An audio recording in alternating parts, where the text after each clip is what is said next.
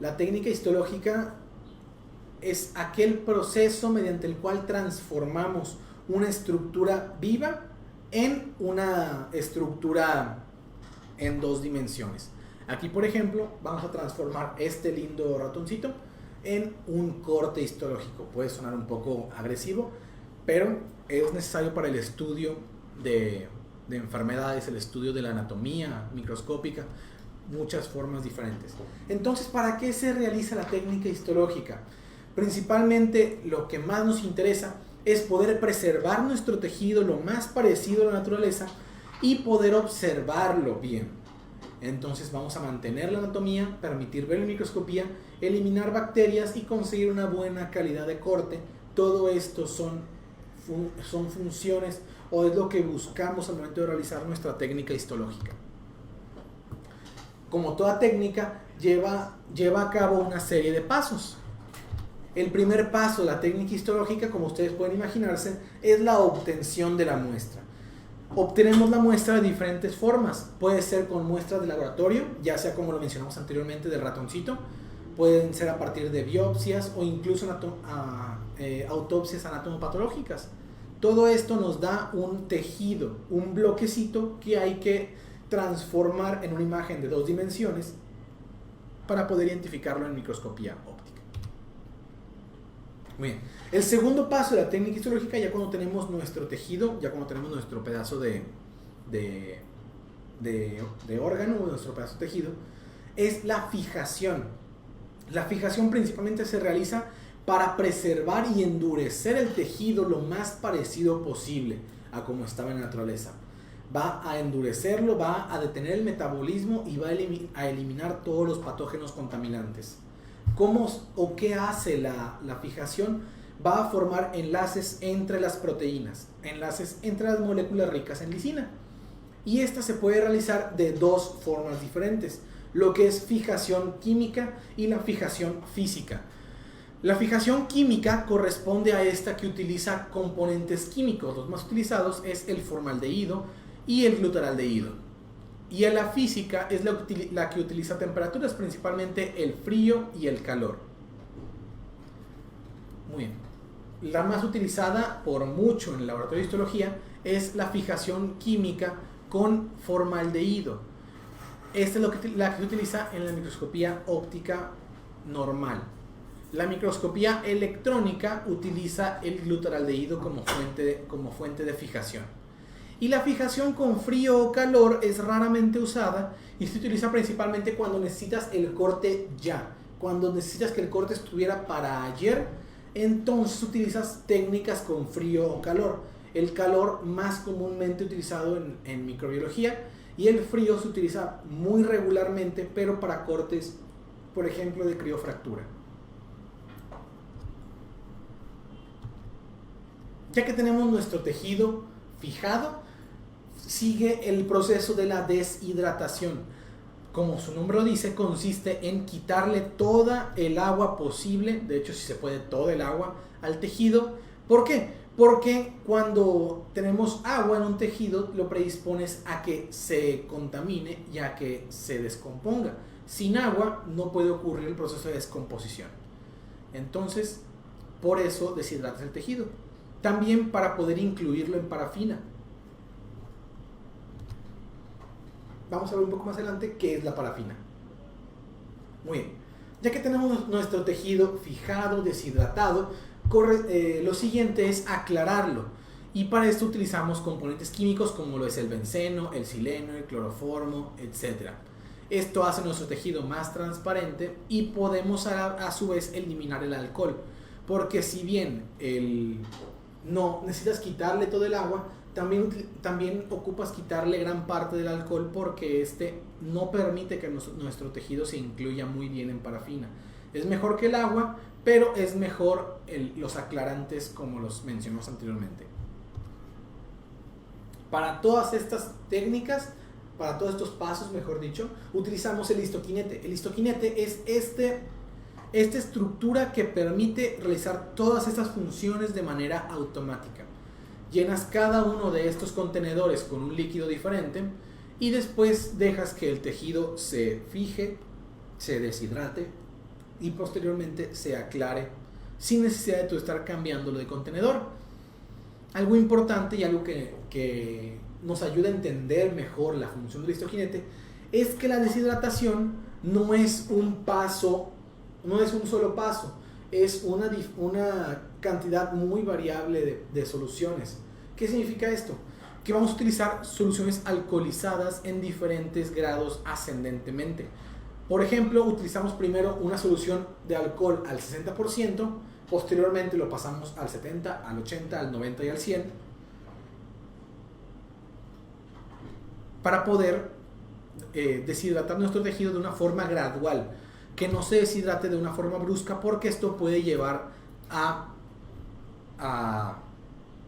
errores en la técnica histológica, como lo eran los no, al rato me acuerdo, los artefactos.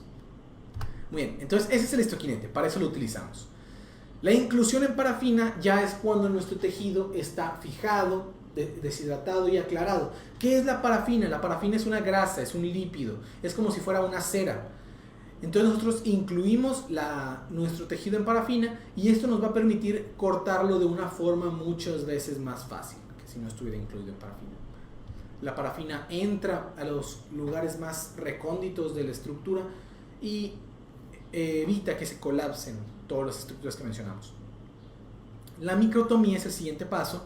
La microtomía va a ser el proceso en el cual cortamos nuestro bloquecito de parafina hacia diferentes láminas o pedacitos muy delgados de corte.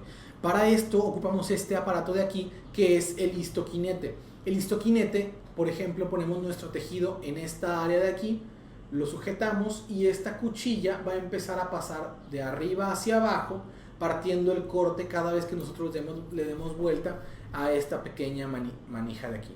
Le damos una vuelta, la cuchilla sube y baja una vez y nos va a dar un corte. Tenemos que hacerlo muchas veces porque seguramente no va a salir bien la primera. Este paso es uno de los menos importantes, que es la adhesión de los cortes. Una vez que ya tienes tu corte hecho, lo incluyes en una laminilla y con esto le pones un fijador para que se quede en la laminilla. Ya que tenemos nuestros cortes adheridos a la laminilla, necesitamos teñirlos. Si no los teñimos no vamos a ver absolutamente nada porque los cortes estaban aclarados. Entonces necesitamos diferentes colorantes para poder observar el tejido. Estos colorantes, los más comúnmente utilizados, vamos a ver cada uno de ellos, son la hematoxilina y eosina, el tricrómico de Masson, la orceína, la impregnación argéntica, Hemsarite, PAS y algunas otras técnicas especiales. Cada una con una función diferente, cada una lo utilizas para una función diferente. Necesitas señalar algo, utilizo esta técnica. Otra cosa, otra técnica. La más comúnmente utilizada, porque tiñe la mayor parte de los componentes, es la hematoxilina y eosina, que realmente esta tinción son dos colorantes diferentes que antes se utilizaban por separado. Entonces la hematoxilina y eosina va a funcionar para teñir nuestro tejido de una forma bastante uniforme. Como su nombre lo dice, utilizamos la hematoxilina, que es un tinte básico, y la eosina, que es un tinte ácido. ¿Qué significa esto? Que la hematoxilina es un tinte que va a buscar las estructuras ácidas. ¿Por qué? Porque él es un tinte básico. Recuerden que los opuestos se atraen. La hematoxilina, por lo general, va a unirse a lugares del núcleo. ¿Por qué? Porque en el núcleo encontramos las estructuras más ácidas de la célula, que son el ADN y el ARN. Estos son ácidos. Entonces la hematoxilina se une principalmente a los núcleos celulares. La eosina, siendo un tinte ácido, se va a unir a las estructuras básicas. Ellas las encontramos principalmente en el citoplasma. Por lo tanto, el citoplasma se va a teñir con eosina, mientras que el núcleo se va a teñir con hematoxilina. Muy bien. ¿Cómo vemos o de qué color es la eosina? La eosina es de un color rosa, un color bastante rosa, rosita, más o menos como el color de este plumón, pudiéndolo ver en esta estructura de aquí. Y la hematoxilina es un tinte morado, es un tinte que va a verse de una forma morada. En este caso, cada uno de los núcleos está teñido con hematoxilina. Muy bien. Entonces, esa es la más utilizada y es la que seguramente ustedes observen en la mayor parte de sus cortes histológicos, la hematoxilina y eosina. Muy bien. Aquí, por ejemplo, en esta imagen, la imagen de la izquierda solamente está utilizando la hematoxilina, solamente vemos teñidos los núcleos, aunque partes del citoplasma también están teñidos de un color más azul, más morado que nada. Mientras la eosina, de este lado, podemos observarla que es rosa o incluso quiere ser un naranja. Pero cuando juntamos la hematoxilina y la eosina una sobre otra, nos va a dar esta imagen de aquí, la cual nos permite identificar todas las estructuras diferentes. Si ustedes se fijan, la eosina no nos permitía bien ver los núcleos, mientras que la hematoxilina sí lo permitía. En una imagen de hematoxilina y eosina se pueden observar bastante bien los dos componentes. Entonces, en eso quedó la hematoxilina y eosina. El tricrómico de Masson realmente es raramente utilizado, pero utiliza, como su nombre lo dice, 3 colorantes diferentes: la hematoxilina férrica, la fuchina ácida y el azul anilina. Cada uno tiene diferentes estructuras y lo vamos a ver a grandes rasgos en esta imagen de aquí, lo que sería diferentes colores. El color rosa o la hematoxilina férrica nos marca la queratina en este caso. Por lo general los núcleos se tiñen con una fuchina ácida que da un color como café, y el azul anilina se pueden imaginar de qué color tiñe la colágena, algunos tejidos conjuntivos. Orceína, tinción especialmente diseñada para las fibras elásticas. Las identificamos como si fueran pequeños resortes de un color rosa mexicano, de un color rosa muy fuerte. Cada uno de estos resortitos es una fibra elástica teñida con orceína. Hay otra tinción que también se utiliza para las fibras elásticas, que es la tinción de Berghoff, pero no hablamos mucho de ella, no es muy utilizada. Entonces, orceína para fibras elásticas. Si ustedes saben eso, van bastante bien, van de gane. La impregnación argéntica no es una tinción como tal, es más una técnica. La impregnación argéntica sirve para pegarle a las fibras reticulares o a las neuronas un montón de plata, un montón de un polvo de plata. Por eso se llama argéntica. Argentos viene de plata o significa plata. Entonces utilizas la impregnación argéntica para marcar fibras reticulares. Dijimos orceína, fibras elásticas; impregnación argéntica, fibras reticulares. Recuerden, no es una tinción, es una técnica. ¿Por qué no es una tinción? Porque no utiliza colorantes, utiliza sales de plata. Hiemsa-Wright, perfecta para identificar todas las células sanguíneas. Entonces se utiliza mucho en el frotis de sangre periférica. Cuando observen, cuando veamos el segundo parcial, veremos muchos frotis de sangre periférica. Por el momento, con que ustedes sepan que Hiemsa-Wright es la que más se utiliza, es perfecto, van de gane. Por último, la técnica de Paz o el ácido periódico de Schiff. La técnica de Paz es una técnica especialmente diseñada para teñir carbohidratos. Como dijimos, los carbohidratos se encuentran principalmente en lugares como el moco, el cual lo encontramos en esta estructura de aquí. Cada una de estas células, estas bolitas que tienen en la membrana, cada uno es una bolita de carbohidratos, una bolita de moco, el cual, si no hubiéramos teñido la técnica con Paz, no se observaría, estaría completamente pálido todo esto. ¿Por qué? Porque los carbohidratos no se tiñen bien con hematoxilina y eosina, como lo vemos normalmente. Por ejemplo, aquí podemos observar las membranas basales. Todo esto son membranas basales. Ellas están muy fuertemente teñidas con ácido periódico de Schiff. Tinción de Nissl. Tinción especialmente diseñada para teñir los gránulos de Nissl, los cuerpos de Nissl en las neuronas. Estos corresponden al retículo endoplasmático rugoso y se utiliza algunos colorantes como el violeta de cresilo, como el azul de toluidina, etc. No se utiliza mucho, lo vamos a ver principalmente cuando veamos el tema de neuronal, ¿sí? o sistema nervioso. Muy bien.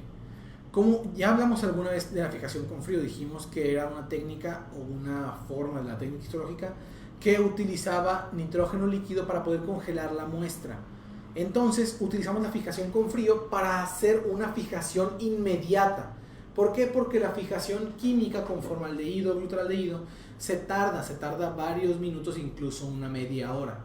Pero la fijación con frío es completamente inmediata y permite que nuestro operador realice las cosas inmediatamente.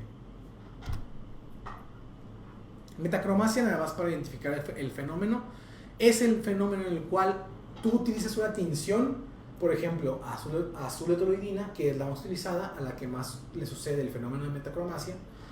Utilizas azul de toluidina y se marcan tus estructuras de un color morado en lugar de un color azul. Eso es característico del azul o de la metacromacia en el azul de toluidina. Muy bien. En el libro de Ross viene una tabla bastante completa sobre las técnicas histológicas, la cual ustedes pueden identificar. Yo les recomiendo en lo personal clavarse en las que vimos el día de hoy para poder tenerlas a la perfección, tenerlas perfectamente desarrolladas. Muy bien. Continuando.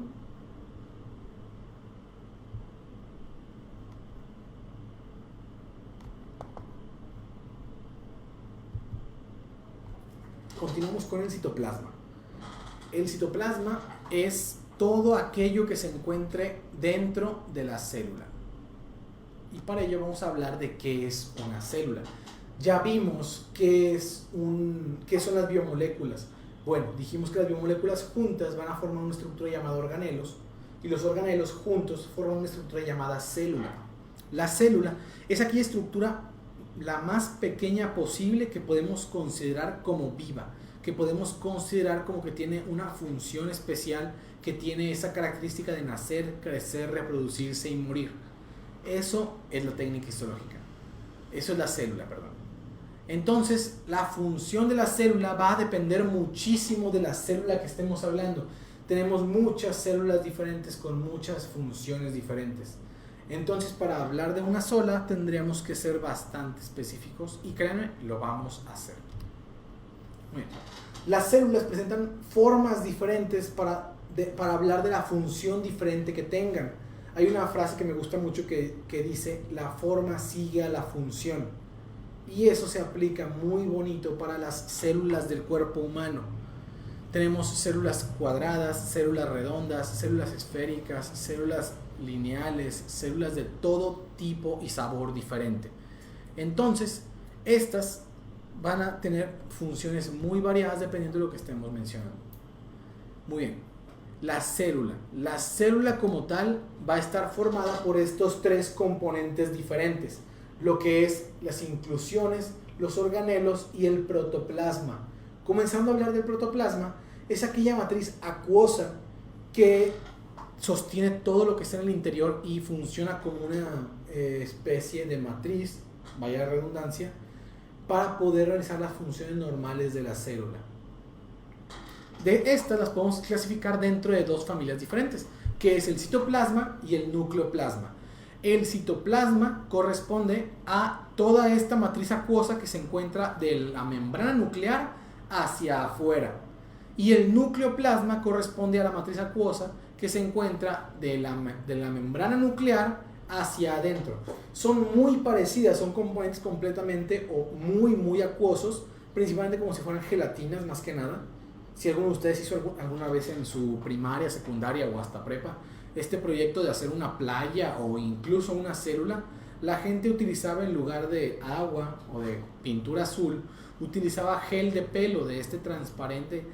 Así es el citoplasma y el nucleoplasma, son estructuras gelatinosas más que sólidas o líquidas. Muy bien.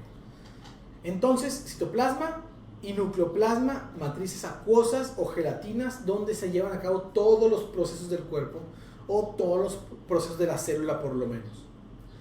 Orgánulos e inclusiones, o los organelos e inclusiones, son estructuras diferentes, son estructuras que varían mucho una de otra. Los organelos, por ejemplo, es esta estructura que tiene una función específica y que lleva a cabo un proceso biológico como tal. Si tú fueras capaz de tomar el organelo, sacarlo de la célula y llevarlo a un ambiente especial, a un ambiente característico, un ambiente que permita que la célula viva, entonces el organelo va a seguir su función normal. Él nunca se va a detener. ¿Por qué? Porque tiene una función biológica muy importante. Mientras que las inclusiones, ellas no. Las inclusiones son estructuras más de almacén que de cualquier otra cosa. Entonces, las inclusiones funcionan para almacenar estructuras. Y dependiendo de las estructuras que estamos mencionando, estas van a llevar a cabo funciones diferentes. Por ejemplo, las inclusiones endógenas y exógenas son familias diferentes. Las inclusiones endógenas son aquellas que provienen de la misma célula y esta, al no poder destruirlas o sacarlas de la célula, las almacena y las deja en su interior por mucho tiempo. El ejemplo más característico de una inclusión endógena sería las moléculas de carbón que estamos constantemente respirando por el hecho de estar en Monterrey. Inclusiones endógenas, almacén de algo en específico. Y las inclusiones exógenas son aquellas que provienen del exterior y la célula almacena como tal. Las inclusiones exógenas, las más características que ustedes siempre van a identificar, es el tatuaje. Proviene del exterior y va a llevar a cabo una destrucción que va a almacenarse en inclusiones.